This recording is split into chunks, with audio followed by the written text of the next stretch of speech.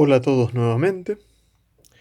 La última clase nosotros estuvimos viendo una serie de cosas, bastantes cosas.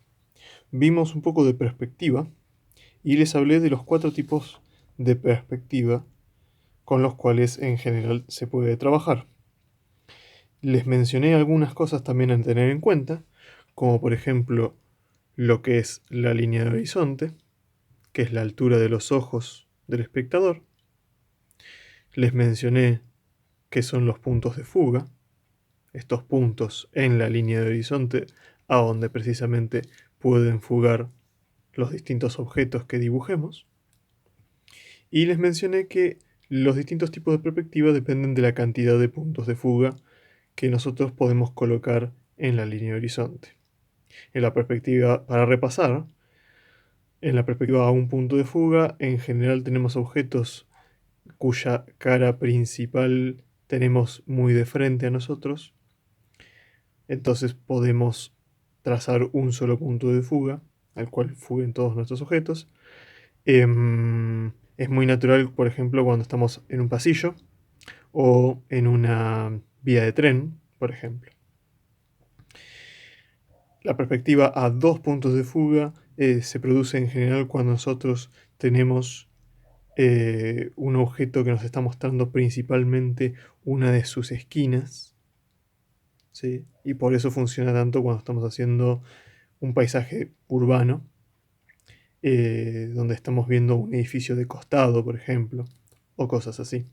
Pero también hay que mencionar en la perspectiva a 2 puntos de fuga que si bien podemos tener 2 puntos de fuga nada más, podemos tener objetos que no necesariamente están trabajando con esos 2 puntos, sino que tal vez necesitemos un tercer punto de fuga en la misma línea de horizonte, o un cuarto punto de fuga, pero todo en la misma línea de horizonte. Es distinto a la perspectiva a 3 puntos de fuga, donde nosotros tenemos un punto de fuga abajo, digamos, por decirlo de alguna manera, abajo de nuestra línea de horizonte, y eso nos permite hacer unas vistas que parecen estar deformándose desde mucha altura. Por eso es tan bueno para dibujar edificios, como si nosotros estuviéramos arriba de un avión o un helicóptero. Y finalmente, la perspectiva a 4 puntos de fuga, recuerden que se produce con 2 puntos de fuga en la línea de horizonte y uno arriba y uno abajo. Y hace que los objetos parezcan como deformarse de alguna manera. Que en general es como nosotros vemos realmente, se acerca bastante más a cómo nosotros vemos el mundo. ¿Sí? A fin de cuentas son representaciones, no es la realidad exactamente, es una ilusión de la realidad. Se acerca bastante a cómo nosotros vemos el mundo, pero eh, muchas veces, más que nada, se va a usar si queremos dibujar cómo se ve algo reflejado en una esfera de cristal, por ejemplo, o en una gota de agua, o mirando por la mirilla de una puerta, por ejemplo. Ese tipo de cosas. Y para terminar con el repaso que estuvimos viendo, em, estuvimos hablando un poquitito acerca de ya no tanto figuras geométricas como cubos y prismas, sino de cilindros. Porque siempre va a haber algún momento en el cual queramos dibujar, por ejemplo, una botella o un termo o cosas similares. Y con esto, nosotros hablamos de cómo se va a distorsionar un cilindro con respecto a una línea de horizonte. En este gráfico de acá al lado yo lo marqué. Nosotros girando, por decirlo de alguna manera, alrededor de nuestros cilindros, tenemos una serie de elipses, les había mencionado. Que las elipses no son ni más ni menos que un círculo que se está viendo en perspectiva, acostado, ¿sí? En otra posición. Y nosotros podemos trazar una serie ilimitada prácticamente de elipses imaginarias alrededor del objeto cilíndrico que estamos haciendo. Pero lo que tenemos que tener en cuenta es que mientras más se aleje una elipse de la línea de horizonte, sea hacia arriba o hacia abajo, más circular se va a hacer. O sea, que más se va a abrir hasta que finalmente se convierta directamente en un círculo. ¿Sí? Lo mismo hacia abajo. En cambio, en la línea de horizonte, la elipse se va a ver como una línea recta prácticamente. Eso significa que en esta botella que yo hice acá, si yo trazara una elipse acá, tengo que hacer una línea recta. Y luego empiezan a abrirse nuevamente hacia arriba. ¿Sí? Siempre trabajando con transparencia, por supuesto. Y lo último que mencioné es que cuando tenemos un cilindro acostado y está en perspectiva, ¿sí? La elipse que lo compone, que esté más lejos, va a ser más circular que la elipse que esté más cerca de nosotros. ¿Sí? O sea que el cilindro no solamente fuga, se va haciendo más agudo a medida que se acerca a la línea de horizonte, sino que además su elipse se va volviendo más ancha, más circular. Y todos los objetos, había mencionado, tienen además un eje central que los atraviesa en el medio justo, digamos. Entonces, para construir objetos, nosotros tenemos que pensar en cierta simetría de los objetos, a menos que sean objetos imperfectos. Trabajando con figuras sencillas como cubos y cilindros, podemos ver estas cosas. Pero cuando hay figuras que se complejizan, como por ejemplo una piedra en un bosque, tiene muchísimas más caras, muchísimos más planos que un cubo o un prisma, y la cosa se complica. Pero es bueno comenzar con figuras sencillas. Entonces, para profundizar un poquito más esto, vamos a ver un par de cosas. Hay que recordar que nosotros acá estamos hablando de estructura, ¿sí? Estamos hablando de volumen, ¿sí? Estamos hablando de presencia de los objetos en el espacio, ¿sí? Tenemos que tener en cuenta eso. Y también tenemos que tener en cuenta que si bien nosotros estamos viendo algunos objetos muy sencillos, aunque estamos trabajando con figuras bastante sencillas, nosotros vamos a querer dibujar algunas un poco más complejas, como por ejemplo una taza, un termo, o más adelante, incluso, ¿por qué no una persona? Porque sí, recuerden que yo estuve hablando previamente de gesto más estructura, ¿sí? La figura gestual que te da una acción y la estructura que te da cuerpo. Nosotros más tarde lo que quiero que hagamos es dibujar un personaje con figuras geométricas, combinándolo con lo que ya hemos visto de gesto, que a mí me parece que es la manera de actuar. Pero si yo, por ejemplo, quiero partir a hacer algo un poco más sencillo, pero un poco también más complejo que estas figuras, y quiero dibujar una taza, bueno, ahí yo ya sé que la taza está más pegada a lo que vendría a ser un cilindro, pero dependiendo del tipo de taza que quiera hacer, puedo hacer una taza bien recta o de esas que se ensanchan hacia lo que vendría a ser el techito de la taza. Para hacer cualquier cilindro, yo voy a marcar la línea del medio, o sea, la línea central, el eje central. Los ejes perpendiculares son estos dos, que están horizontales, ahora mismo por lo menos, pero el eje perpendicular se refiere a un eje que está a 90 grados de una línea. ¿Sí?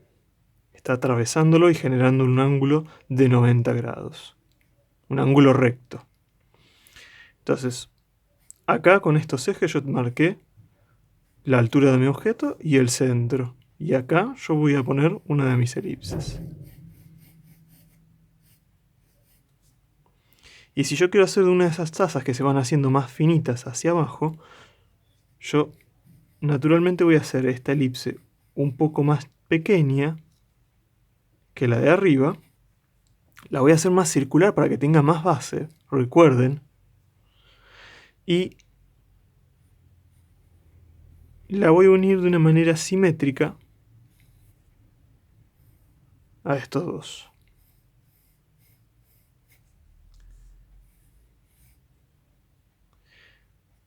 Y acá le voy a hacer una manijita. Que la manijita también puede ser una forma relativamente cilíndrica o un poco más aplanada. ¿Y yo eso cómo lo puedo marcar? Puedo hacerle unas líneas adentro que me estén señalando que esto también tiene un volumen cilíndrico. Y además, como estoy marcando esta parte de la elipse, me está mostrando que la manijita está como un poco más atrás de nosotros, mirando hacia la parte de atrás, mirando, alejándose de nuestra vista. Si yo quiero hacer algo como un termo, tengo que hacer una combinación probablemente, dependiendo de cuál sea el estilo del termo, pero puedo hacer un cilindro bastante recto, pero un poquito más ancho en la base. Siempre con estos tipos de objetos tienen que acordarse de hacerlos lo más simétricos posibles, porque es como están hechos. Simétricos. O sea, iguales de todos los lados del eje central. Entonces acá yo tengo el cuerpo general de mi termo y lo que voy a poner arriba es otro cilindro, pero más pequeño. ¿Ven? Todo hecho con, en realidad, la misma figura, pero modificada de algunas maneras. Acá es un poco más ancha en la base y acá es un poco más fina en la base. ¿Sí? Y así se pueden hacer un montonazo de figuras. Por ejemplo, yo puedo tomar una esfera,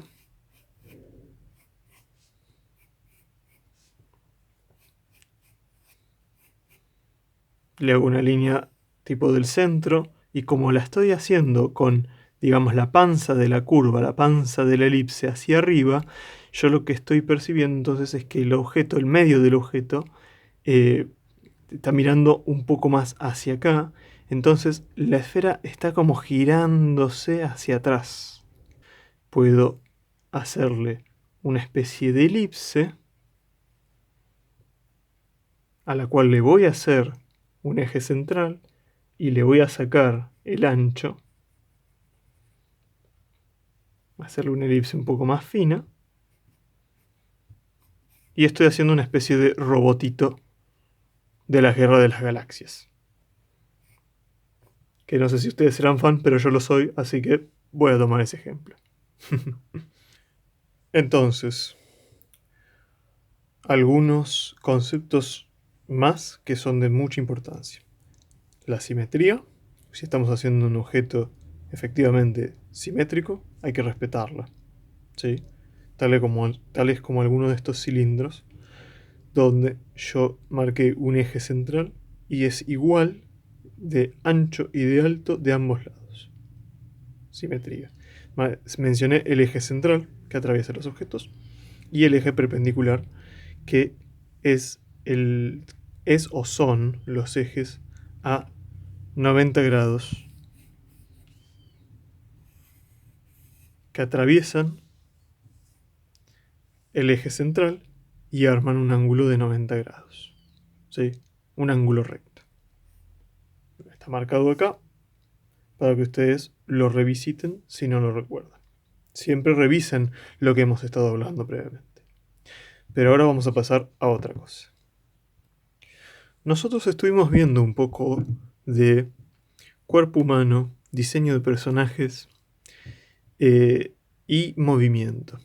¿Sí? Nosotros estuvimos viendo gesto y dijimos que queríamos combinarlo con estructura. Pero ¿cómo podemos hacer eso?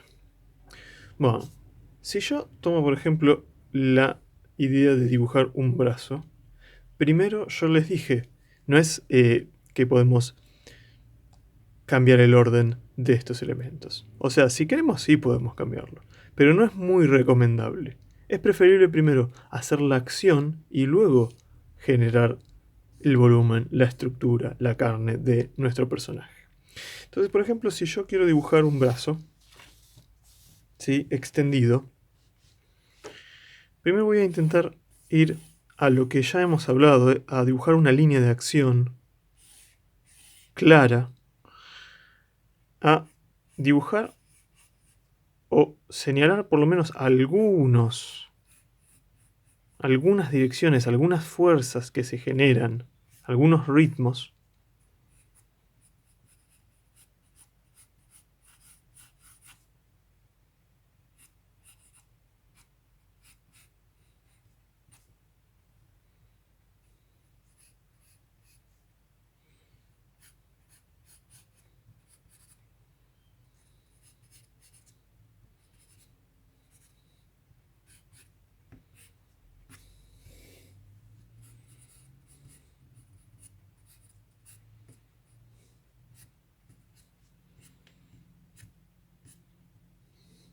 De una manera bastante suelta,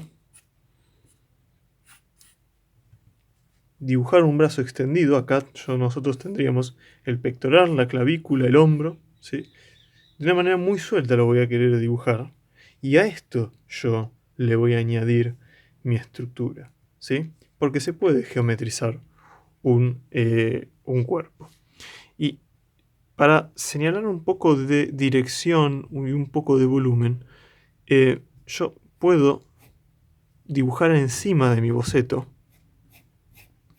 corregir algunas cosas que no me terminen de convencer, hacer un poco más fino también algunas cosas, y de paso, dado que todo esto es un boceto y un ejercicio, voy a marcar algunas líneas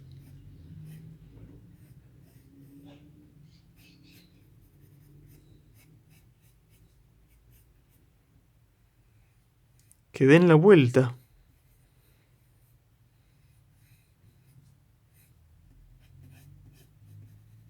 a los miembros, porque lo que yo estoy marcando acá es hacia dónde está yendo. Fíjense que este brazo yo lo acabo de convertir en un cilindro que nos está mostrando una de sus caras. Ni más ni menos que esto. Y eso significa que el brazo está viniendo un poco hacia nosotros, porque yo estoy viendo esta cara, ¿sí? Y no estoy viendo la de atrás. Y si esto está yendo hacia adelante, probablemente este brazo también. Esta parte.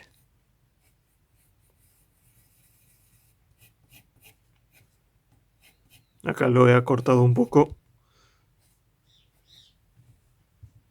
porque se estaba haciendo muy largo. ¿Y qué hay de la mano, por ejemplo? ¿Sí? ¿Qué hay de esta mano? ¿Puedo geometrizar de alguna manera? Y sí, yo sí sé que la mano es una construcción medio aplanada, ¿sí?, a la cual están conectados los dedos. Yo lo puedo también transformar en una especie de cubo alargado,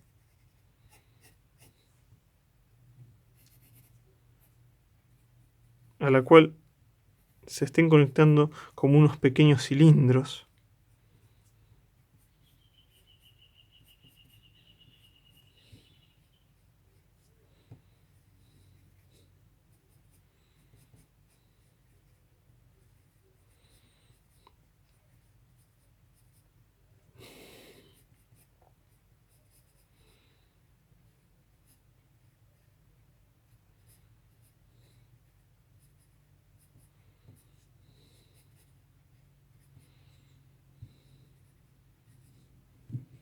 Y marcando prácticamente una elipse en cada una de las articulaciones de las falanges, ¿sí? Y fíjense que de pronto mi dibujo, que era solamente dirección, ahora de pronto tiene bastante más peso en el espacio. Estas elipses que yo he hecho en el brazo, que lo hacen parecer más un cilindro, son irreales en realidad. Eh, Están ahí solamente para que yo sepa que esto tiene estructura, para saber hacia dónde está yendo el brazo. En un trabajo completo yo puedo borrarlas si así lo elijo. Hay otras maneras, a fin de cuentas, de marcar ese tipo de volumen que no es haciendo una elipse completa. Pero fíjense que con una combinación de línea gestual nada más y geometrizando, esto de pronto tiene un poco más de peso, más presencia en el espacio. Por supuesto que el trabajo no termina acá, sino que lo que sigue es añadir detalles, sería también añadir luces y sombras, por ejemplo. Pero eso me parece que es algo para un poco más adelante. Voy a hacer un personaje rápido aplicando ambas cosas, gesto y estructura. Voy a arrancar por la que quiero que sea su línea de acción, una cosa así más o menos. Voy a tomar esto como el lugar donde va a tener una de las piernas y voy a hacer unas curvas hacia acá para colocar la segunda pierna. La línea que estoy haciendo acá es para ver el piso.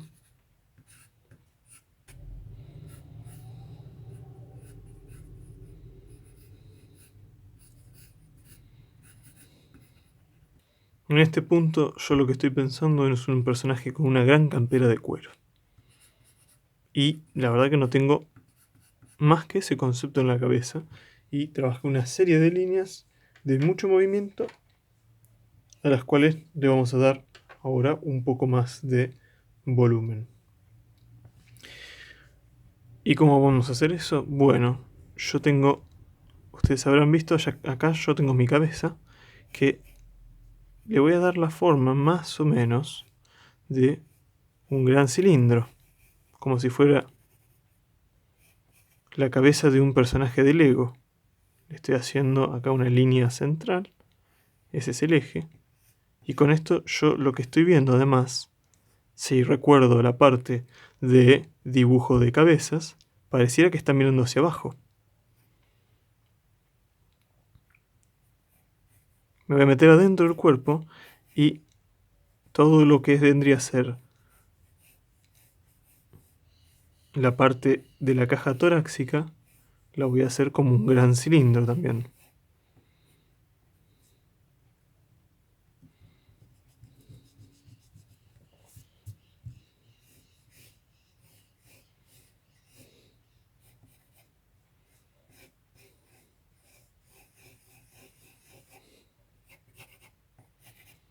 Como si tuviera un cuerpo de una gran lata. Y la parte de abajo, que está la pelvis, un segundo cilindro, enganchado. Y las piernas, yo las hice bien finitas, las voy a sacar de acá, que tengo una especie de forma como un cilindro cónico. Uno igual pero más finito.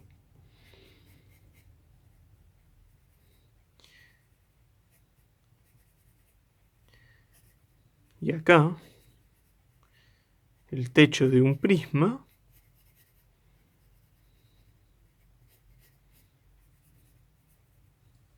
Y lo que estoy haciendo es geometrizar todo lo que yo dibujé previamente solamente con línea gestual. Lo estoy como robotizando.